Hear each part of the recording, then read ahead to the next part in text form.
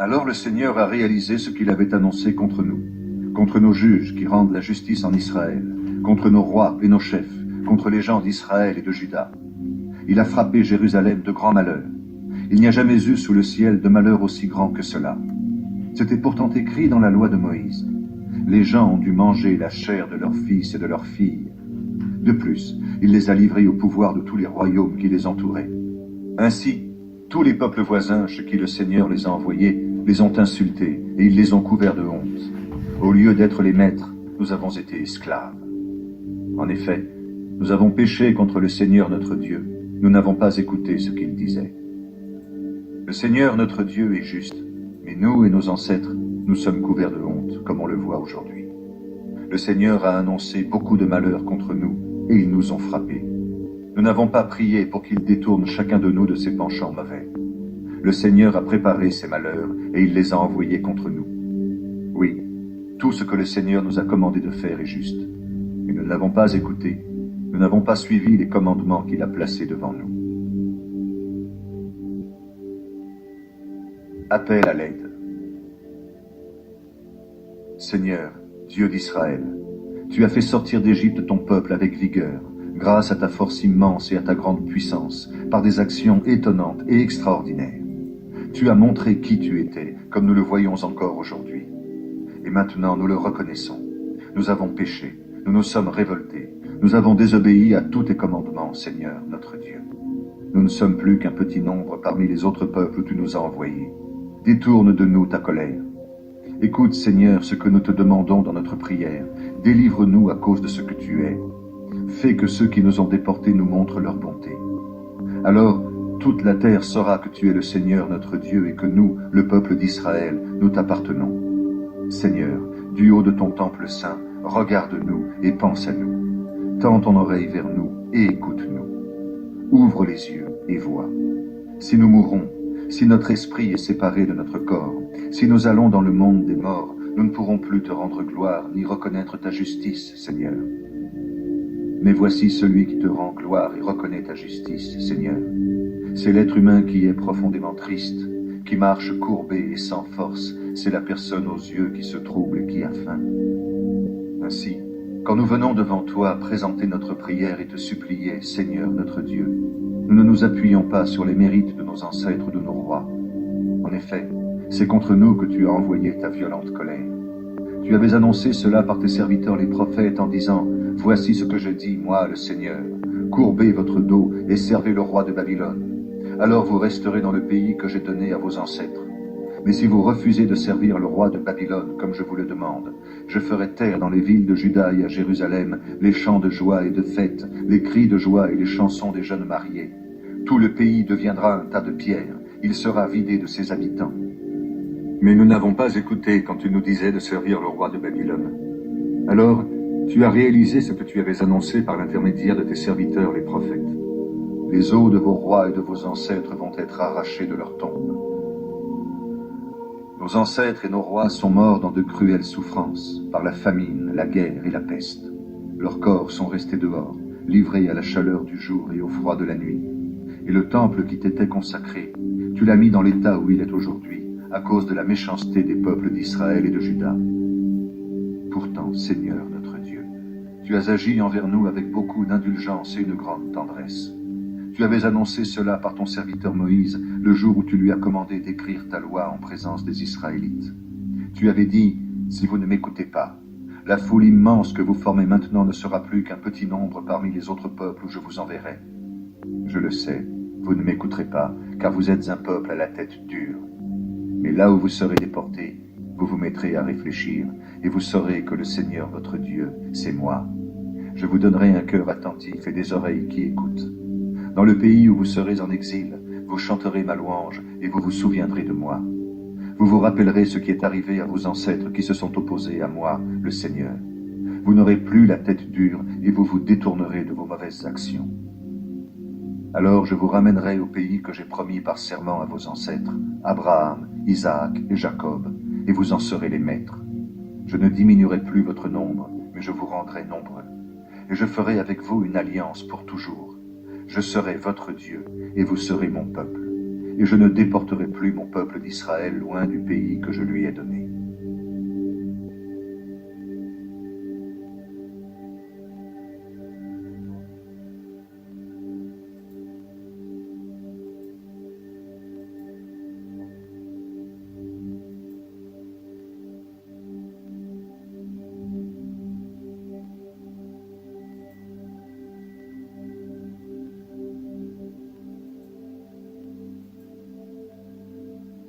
Seigneur Tout-Puissant, Dieu d'Israël, c'est avec un cœur très inquiet et un esprit découragé que nous crions vers toi. Seigneur, écoute-nous, aie pitié de nous, car nous avons péché contre toi.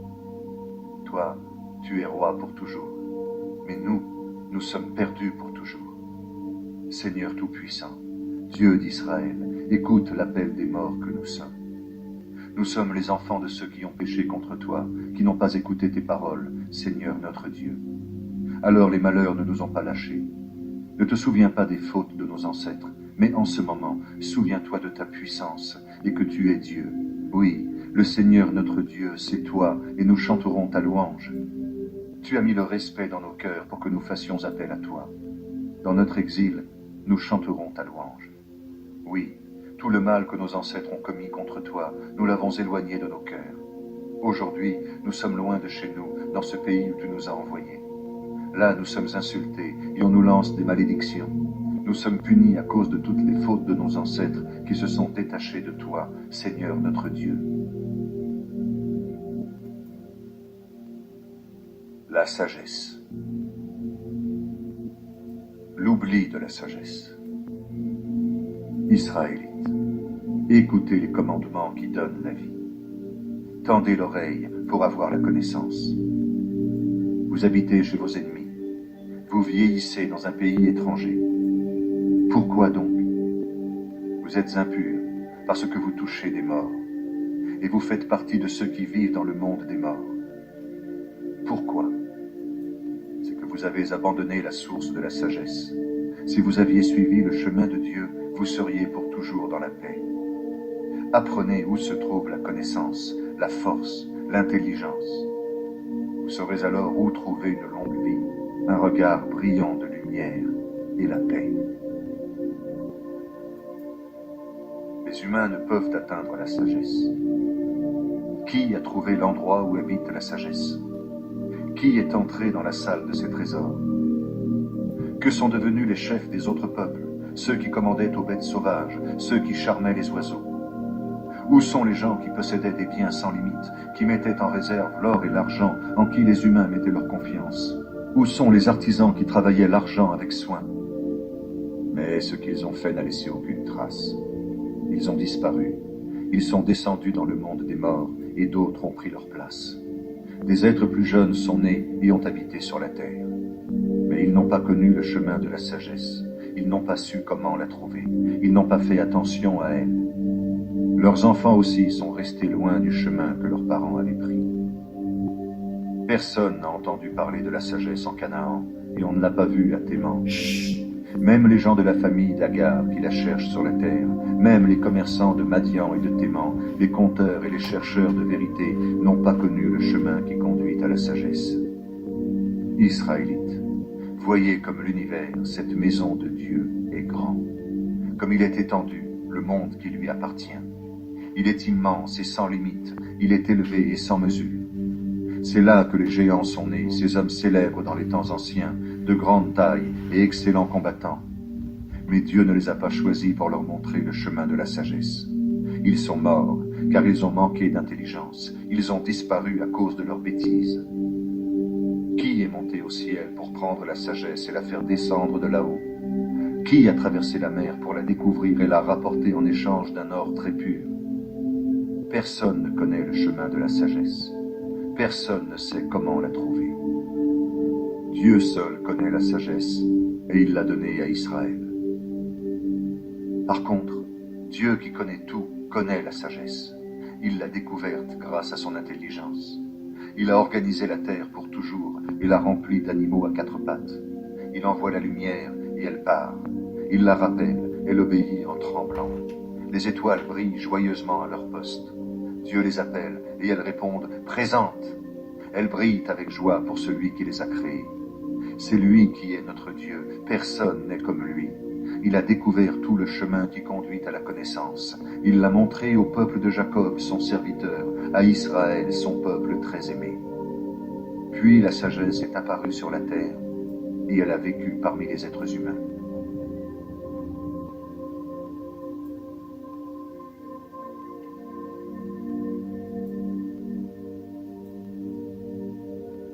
La sagesse, c'est le livre des commandements de Dieu. C'est la loi qui existe pour toujours. Tous ceux qui la suivent vivront. Ceux qui l'abandonnent mourront. Revenez vers elle, gens de la famille de Jacob. Prenez-la. À sa lumière, marchez vers sa clarté. Ne laissez pas votre honneur à d'autres. Ne laissez pas vos privilèges à un peuple étranger. Nous, les Israélites, nous sommes heureux. En effet, ce qui plaît à Dieu, nous le connaissons. Consolation du peuple de Dieu. Les exilés doivent reprendre courage. Courage, mon peuple, toi qui gardes le souvenir d'Israël. Vous avez été vendus aux autres peuples, mais ce n'était pas pour vous détruire. Dieu vous a livré à vos ennemis parce que vous avez provoqué sa colère.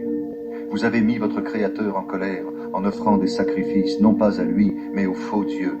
Vous avez oublié le Dieu qui existe pour toujours, celui qui vous a élevé. Et vous avez fait de la peine à Jérusalem, la mère qui vous a nourri. Elle a vu tomber sur vous la colère venue de Dieu, et elle a dit, « Écoutez-moi, ville voisine de Sion, Dieu m'a envoyé une grande tristesse. J'ai vu comment Dieu, l'Éternel, a forcé mes fils et mes filles à partir en exil. Je les avais élevés avec joie, je les ai vus partir avec tristesse et avec peine. Personne ne doit se réjouir de me voir veuve et abandonnée par beaucoup de monde. Je suis resté seul à cause du péché de mes enfants. Ils se sont détournés de la loi de Dieu. Ils n'ont pas reconnu ses commandements. Ils n'ont pas vécu comme il l'ordonnait. Ils ont négligé le chemin juste qu'il leur a enseigné. Approchez, ville voisine de Sion. Souvenez-vous que Dieu, l'Éternel, a forcé mes fils et mes filles à partir en exil. Il a envoyé contre eux un peuple venu de loin, un peuple orgueilleux qui parlait une langue étrangère. Ces gens-là ne respectaient pas les vieillards. Ils étaient sans pitié pour les enfants. Ils ont emmené les enfants très aimés de la veuve. Ils l'ont laissée toute seule, privée de ses filles. Jérusalem rend courage à ses enfants. Mes enfants, que faire pour vous aider? Celui qui vous a envoyé ces malheurs, c'est lui qui vous arrachera aux mains de vos ennemis. Mes enfants, allez, suivez votre chemin. Moi, je reste ici, abandonné et seul. J'ai enlevé ma robe des jours de paix, j'ai mis le vêtement de ceux qui supplient. Je passerai ma vie à crier vers Dieu l'Éternel. Courage, mes enfants, criez vers Dieu. Il vous arrachera à la violence, aux mains de vos ennemis. Moi, j'espère en Dieu l'Éternel. J'attends qu'il vous libère. Lui, le Dieu saint, m'a donné cette joie. L'Éternel, votre libérateur, vous montrera bientôt sa bonté. Je vous ai vu partir avec tristesse et avec peine. Mais Dieu vous rendra à moi pour toujours parmi les cris de joie et de fête. Aujourd'hui, les villes voisines de Sion voient que vous êtes en exil. Mais bientôt, elles verront la libération qui viendra de votre Dieu. Oui, celle-ci arrivera avec la gloire éclatante et magnifique de l'Éternel. Mes enfants, supportez avec patience la colère que Dieu a fait peser sur vous. Votre ennemi vous a fait souffrir, mais vous le verrez bientôt par terre et vous mettrez votre pied sur son cou. Mes faibles enfants sont partis sur des chemins pénibles. Ils ont été enlevés comme un troupeau volé par l'ennemi.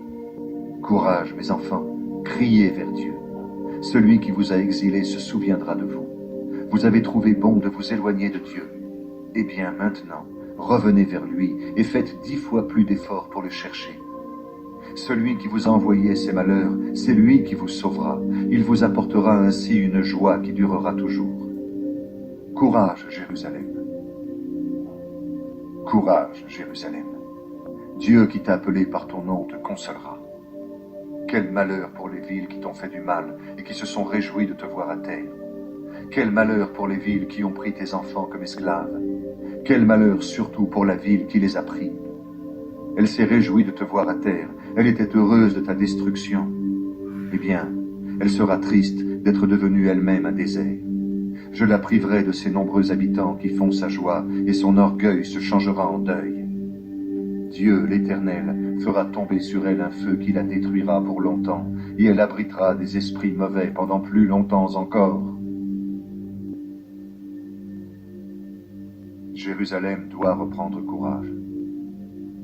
Jérusalem, regarde du côté où le soleil se lève et vois la joie qui te vient de Dieu.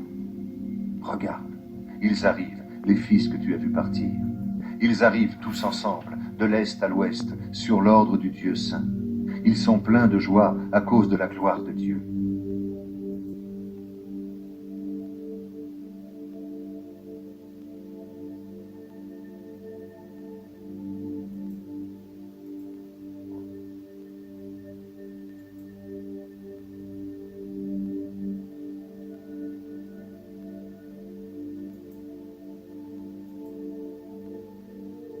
Jérusalem, quitte ton habit de deuil et de misère. Mets pour toujours le beau vêtement de la gloire de Dieu. Prends l'habit du salut, celui qui vient de Dieu. Pose sur ta tête comme une couronne la présence glorieuse de l'Éternel. Oui, Dieu va montrer ta beauté à toute la terre. Voici le nom que Dieu te donnera pour toujours. Paix par le salut et gloire par la fidélité à Dieu. Debout, Jérusalem. Mets-toi sur la montagne et regarde du côté où le soleil se lève. Vois tes enfants rassemblés de l'est à l'ouest sur l'ordre du Dieu saint. Ils sont joyeux car Dieu s'est souvenu d'eux.